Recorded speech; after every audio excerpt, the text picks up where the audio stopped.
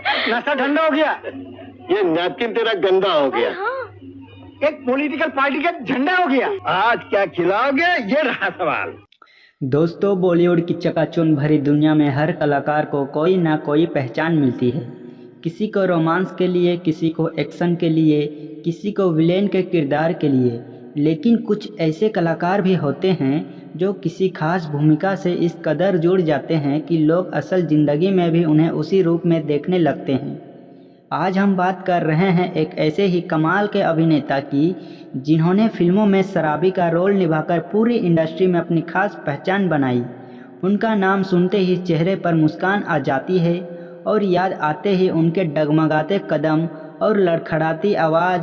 जी हाँ, हम बात कर रहे हैं केस्टो मुखर्जी की। दुखी मन मेरे। दुखी भैया कौन है?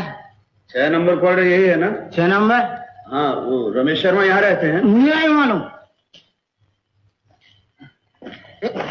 भैया अंदर। केस्टो मुखर्जी का जन्म 7 अगस्त 1925 को कलकत्ता, पश्चिम बंगाल में हुआ था। उनका असली नाम था केस्टो कुमार मुखर्जी। एक साधारण बंगाली परिवार में जन्मे केस्टो बचपन से ही बेहद सरल स्वभाव के थे।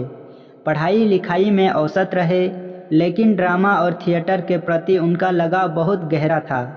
केस्टो कलकत्ता के थिएटर ग्रुप से जुड़े और वहीं से उन्होंने अपने अभिनय की बारीकियां सीखी। उन्होंने कोलकाता की सड़कों और नुक्कड़ नाटकों से शुरुआत की थी, लेकिन उन्हें यह अंदाज़ा नहीं था कि एक दिन वो हिंदी फिल्मों के सबसे पॉपुलर कैरेक्टर एक्टर्स में से एक बनेंगे। 1950 के दशक के आखिरी दौर में केस्टो मुखर्जी मुंबई आ गए। यहाँ उन्होंने फिल्म इंडस्ट्री में अपने लिए एक मौका ढूंढना शुरू किया। शुरुआत में उन्हें छोटे मोटे रोल्स मिलते रहे, कभी एक मामूली ड्राइवर, कभी वेटर, कभी गुंडा। लेकिन 1960 के दशक में उन्हें एक ऐसा रोल मिला जिसने उनकी किस्मत बदल दी, एक कॉमिक शराब का। उस समय तक बॉलीवुड में शराबी को आमतौर पर सीरियस या दुख भरे किरदार के तौर पर दिखाया जाता था, लेकिन केस्टो ने इस किरदार को कॉमेडी का पुट देकर नया रंग दे दिया। सबसे बड़ी हैरानी की बात यह है कि केस्टो मुखर्जी ने ज़िंदगी में कभी शराब को हाथ तक नहीं लगाया था। जी हाँ, जिस शख्स ने फिल्मों में इतनी परफेक्शन से शराबी का रोल निभाया, वो असल ज़िंदगी में पूरी तरह नशा मुक्त थे।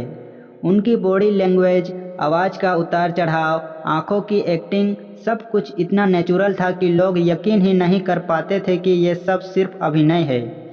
उनके शराबी किरदार सिर्फ हंसी नहीं बटोरते थे, बल्कि एक सामाजिक व्यंग्य भी बन जाते थे। वो गरीब, परेशान, लेकिन दिल से नेक शराबी, जो हालत से मजबूर होकर हंसी का सहारा लेता है। केस्टो ने 100 से ज़्यादा फिल्मों में काम किया और कई फिल्में ऐसी थी जिनमें उनका किरदार छोटा होते हुए भी यादगार बन गया।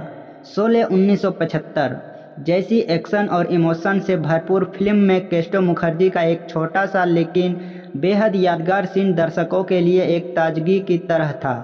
उनका रोल शराबी का था और यही उनकी स्पेशलिटी भी थी। एक दृश्य में जब ठाकुर जय और बीरू को गांव में सुरक्षा का काम सौंपते हैं, उसी दौरान एक हास्य दृश्य आता है जिसमें केस्टो मुखर्जी का किरदार दिखाई देता है। वह पूरे नशे में झूमते हुए आता है और अपनी अजीबोगरीब हरकतों से दर्शकों को पेट पकड़कर हंसने पर मजबूर कर देता है। यह दृश्य फिल्म की गंभीरता के बीच एक हल्की फुल्की राहत जैसा था, जिसे आज भी लोग याद करते हैं। केस्टो मुखर्जी का कमाल का टाइमिंग और उनका हाव भाव इतना ज़बरदस्त था कि सिर्फ कुछ सेकंड्स में उन्होंने अपना अमिट असर छोड़ दिया। शोले जैसी क्लासिक फिल्म में इतने बड़े कलाकारों के बीच केस्टो मुखर्जी का इतना छोटा सा रोल भी लोगों के जेहन में रह जाना उनकी प्रतिभा को साबित करता है। Film Bombay to Goa 1972। केस्टो मुखर्जी का किरदार उन बेहतरीन हास्य दृश्य में से एक था जिसे फिल्म और मज़ेदार बना दिया। उनका रोल एक शराबी सहयात्री का था, जब बस में बैठा होता है और लगातार मस्ती भरे डायलॉग्स और जोक्स मारता रहता है। उनकी शराबी अदाएं, लड़खड़ाती आवाज़ और सीरियस चेहरे पर बेवकूफ़ी भरे डायलॉग्स ने दर्शकों को हंसी से लोटपोट कर दिया। यह किरदार भले ही मुख्य कहानी से अलग था, लेकिन उन्होंने अपनी कॉमिक टाइमिंग से हर दृश्य में जान डाल दी थी। केस्टो मुखर्जी ने चुपके चुपके 1975 में भले ही एक छोटा किरदार निभाया, लेकिन उनका नशे में धुत ड्राइवर बनकर लोगों को गुदगुदाने वाला अंदाज आज भी दर्शकों को याद है। उनका एक मशहूर सीन जब वो धर्मेंद्र और अमिताभ बच्चन के साथ स्क्रीन शेयर करते हैं तो उनकी बोलने की शैली, हाव भाव और डायलॉग डिलीवरी दर्शकों को हंसने पर मजबूर कर देती है।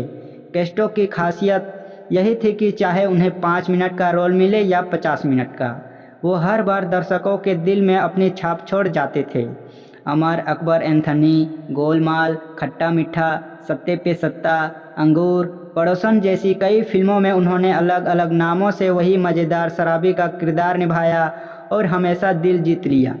कैस्टो की खासियत थी कि उनकी बॉडी लैंग्वेज और आवाज़ का संतुलन, जब वो अरे बाबूराव या वो साले जैसी लाइनें अपने ही अंदाज में बोलते थे तो माहौल खुद ब खुद हंसी भी आ जाती थी।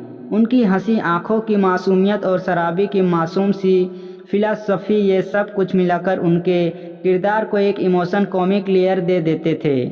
वो सिर्फ हंसाते नहीं थे बल्कि एक पीड़ा भी महसूस कराते थे। एक दौर ऐसा था जब प्रकाश मेहरा, ऋषिकेश मुखर्जी, मनमोहन देसाई, गुलजार जैसे बड़े डायरेक्टर अपनी कॉमेडी फिल्मों में कैस्टो मुखर्जी को जरूर लेते थे। उनकी मौजूदगी से फिल्म में एक अलग ही हल्कापन और हमयूर आ जाता था। कोई भी बड़ा कॉमिक सीन उनके बिना अधूरा लगता था। दर्शक सिनेमा हॉल में उनके सीन का इंतजार किया करते थे। कैस्टो मुखर्जी की असल ज़िंदगी बहुत ही सादा और अनुशासित थी। उन्होंने कभी शराब नहीं पी, ना ही किसी बुरी आदत में फंसे।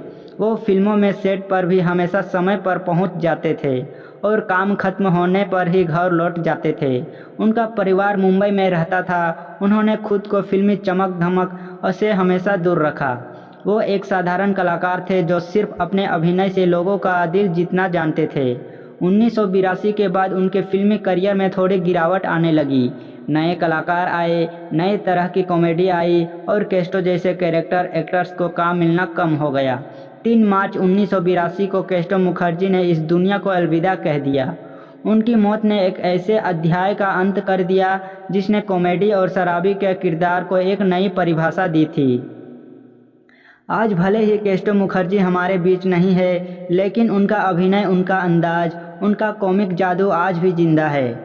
जब भी कोई शराबी का कॉमिक किरदार पर्दे पर आता है, लोग उसकी तुलना कैस्टो से ज़रूर करते हैं। और सच पूछिए तो आज भी कोई कलाकार उनके जैसे अभिनय के करीब नहीं पहुंच पाया। वो अकेले कलाकार थे जो बिना एक शब्द बोले भी दर्शकों को हंसा सकते थे। तो दोस्तों, ये थी कहानी उस कलाकार की जो पर्दे पर शराब पीकर हंसी बिखेरता था और असल ज़िंदगी में एक संत की तरह जीता था। अगर आपको कैस्टो मुखर्जी की ये अनसुनी कहानी पसंद आई हो तो वीडियो को लाइक करें, शेयर करें और हमारे चैनल को सब्सक्राइब करना ना भूलें। फिर मिलते हैं एक और नई वीडियो के साथ। तब तक के लिए जय हिंद, जय भारत।